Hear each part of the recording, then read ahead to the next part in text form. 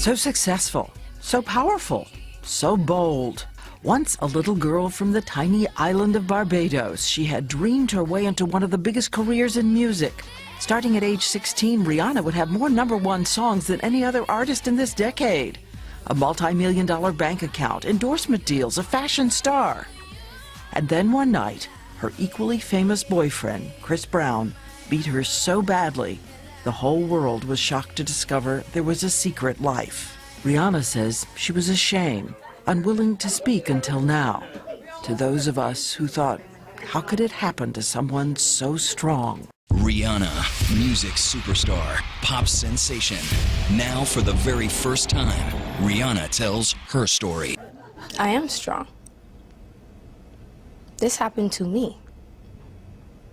I didn't cause this. I didn't do it. This happened to me, and it can happen to anybody. There are a lot of women who've experienced what I did, but not in the public. So it made it really difficult. I just felt like, oh my God, here goes my little bit of privacy, just exposed. Like, it's something that nobody wants anybody to know. So here I am, the whole world knowing. Why be ashamed? Because I didn't want people to think that that's the kind of person I fell in love with that person. That's embarrassing. That's embarrassing that that's the type of person that I fell in love with.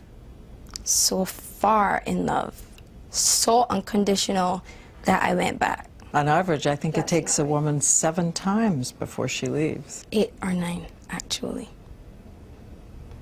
And I don't want that to happen. That's not what I want to teach people. But again, people, I'm a human being, and people put me on a very unrealistic pedestal, and all these expectations. I'm not perfect. Also, it's pretty natural for that to be the first reaction. It's completely normal to go back. You start lying to yourself. The minute the physical wounds go away, you want this thing to go away. This is a memory you don't want to have ever again. Tomorrow she will tell us what happened that left her so bloodied, bruised, battered, and why she went back, and what other girls she hopes will hear.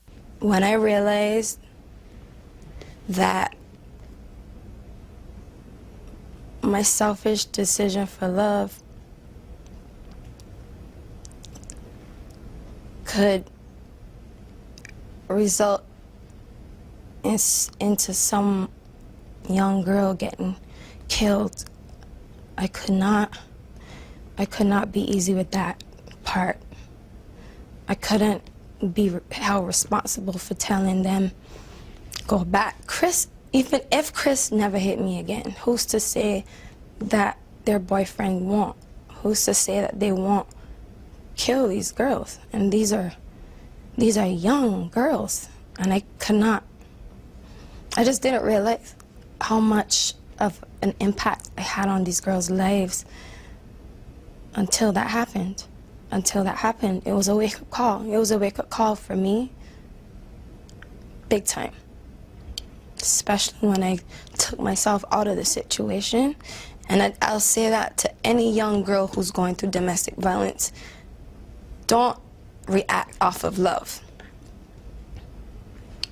F love.